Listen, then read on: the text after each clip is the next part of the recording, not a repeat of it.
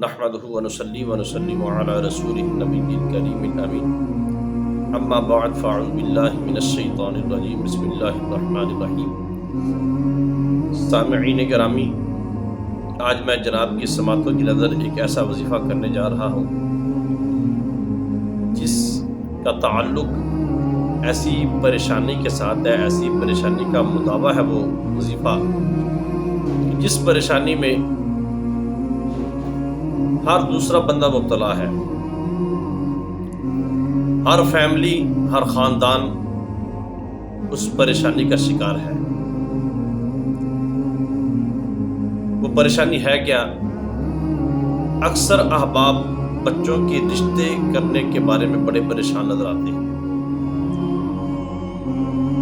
کہ بچوں کے رشتے نہیں ملتے۔ ان کی کچھ وجوہات بھی ہیں،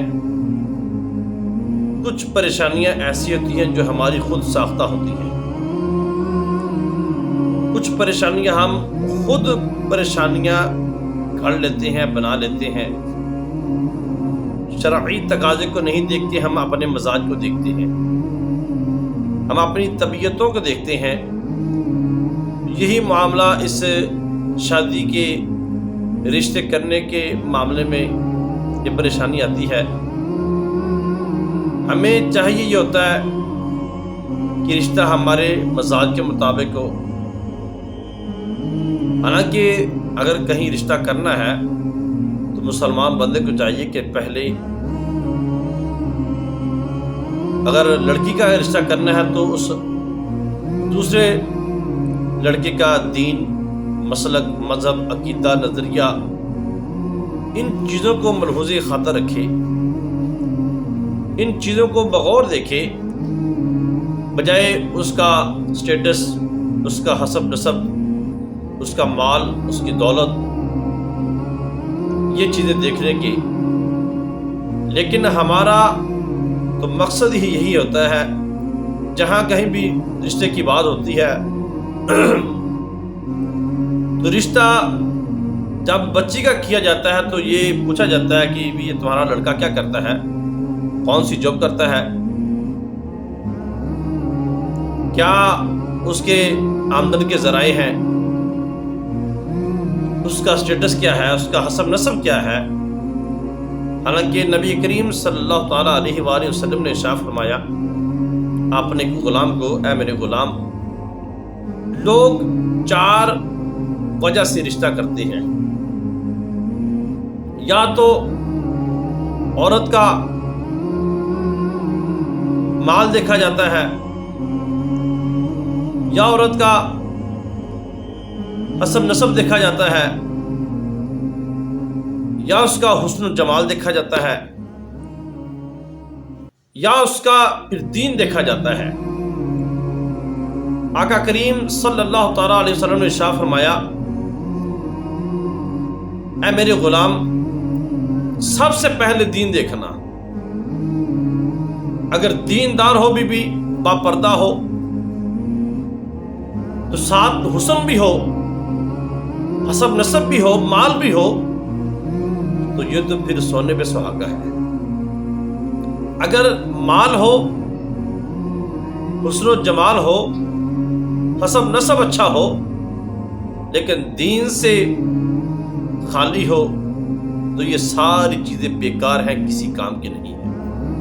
اس لیے آقا کریم صلی اللہ علیہ وسلم کے فرمان عالی شان کا مفہوم ہے کہ جس نے کسی کے ساتھ نکاح اس کا مال دے کر کیا، ضرور اسے مفلسی کا سامنا کرنا پڑے گا۔ اور کسی نے کسی کا حسب نسب دے کر نکاح کیا تو ضرور اس کو ذلیل و رسوائی کا سامنا کرنا پڑے گا۔ اس لیے اگر شادی کرنی ہو تو پہلے دینداری دکھنی چاہیے کہ بچہ یا بچی کتنے دیندار ہیں، دین کے ساتھ ان کا تعلق کیسا ہے، نبی دو عالم صلی اللہ علیہ وسلم کے ساتھ ان کا عقیدہ کیسا ہے، اہل بیت کرام، صحابہ کرام کے ساتھ ان کا عقیدہ کیسا ہے۔ اگر یہ ساری چیزیں ملحوظ خاطر رکھنے کے باوجود بھی رشتے میں پریشانی ہو، لوگ دینداری کا ماحول بھی دیکھتے ہوں، پھر بھی پریشان ہے کہ رشتہ آتا نہیں ہے، بچے جوان ہو رہے ہیں، عمریں ان کی گزر رہی ہیں، رشتہ نہیں آتا، پریشانی کا شکار ہیں، تب کیا کریں؟ مال و دولت کی ہوس بھی نہیں ہے، حسب نسب کا لالچ بھی نہیں ہے، حسن و جمال کی تمنا بھی نہیں ہے، فقط دینداری والا بھی ذہن ہو پھر بھی رشتہ نہ آئے، تو ایسی معاملات بھی بن جاتے ہیں، ایسی حالت بھی بن جاتی ہے کہ لوگ کسی پریشانی کا شکار ہو جاتے ہیں کہ رشتے پھر بھی نہیں ملتے ہیں، اولادیں جوان ہو رہی ہوتی ہیں لیکن رشتے نہیں آتے۔ تو ایسے معاملے میں، ایسے پریشانی کا حل کے لیے میں جناب کی سماعتوں کی نظر ایک وظیفہ کرتا ہوں، ذوق شوق کے ساتھ یہ وظیفہ کریں اور انشاءاللہ العزیز کلام الہی کی برکت سے اس وظیفے کی برکت دیکھنا کہ کیسے اللہ رب العالمین کے کلام کی برکت سے وہ آپ کے مسائل حل کیسے ہوتے ہیں۔ اس کے لیے پہلی بات تو یہ ضروری ہے، جس نے وظیفہ کرنا ہے وہ 5 وقت کا نمازی ہو، حرام سے بچتا ہو، حرام نہ کھاتا ہو، نہ حرام دیکھتا ہو، نہ سنتا ہو۔ اس کا طریقہ یہ ہے کہ عشاء کی نماز کے بعد روزانہ سورہ اخلاص شریف 26 مرتبہ بسم اللہ شریف کے ساتھ پڑھنی ہے، یعنی کہ ہر مرتبہ بسم اللہ الرحمن الرحیم پڑھنی۔ سورہ اخلاص شریف قل هو اللہ احد اللہ الصمد لم یلد ولم یولد ولم یکن لہ کفوا احد 26 مرتبہ آپ نے یہ پڑھنا ہے۔ اس کے بعد 66 مرتبہ اللہ رب العالمین کا ایک صفاتی نام ہے یا وکیلو، یہ پڑھنا ہے۔ زیادہ دن نہیں گزریں گے انشاءاللہ العزیز، اللہ رب العالمین کے اس میں گرامی کی برکت سے، اللہ رب العالمین کے کلام پاک کی برکت سے دیکھنا انشاءاللہ العزیز رشتہ آپ کے گھر کی دہلیز پر ہوگا، خود رشتہ چل کے آئے گا انشاءاللہ العزیز، یقین رکھ کے پڑھیں، لیکن نماز کی پابندی کا خاص خیال کریں، حرام سے بچیں،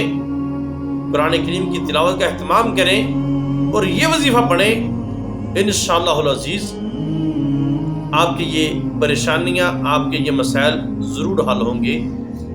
کہ جو رشتے کے معاملے ہیں یہ سارے انشاءاللہ العزیز حل ہو جائیں گے۔ پابندی کے ساتھ یہ آپ وظیفہ پڑھ کے دیکھیں، پھر اس کی برکات دیکھیں۔ اللہ رب العالمین ہمارے وہ مسلمان بہن بھائی جس پریشانی کا شکار ہیں ان کی پریشانی کو دور فرمائے، ان کے یہ معاملات آسان فرمائے، آمین ثم آمین۔ ہماری اس ویڈیو کو زیادہ سے زیادہ شیئر کریں، جن دوست صاحب نے ابھی تک ہمارے چینل کو سبسکرائب نہیں کیا ہے وہ سبسکرائب بھی کریں، لائک اور شیئر بھی کریں، کمنٹ بھی کریں، اپنے خیالات کا اظہار کریں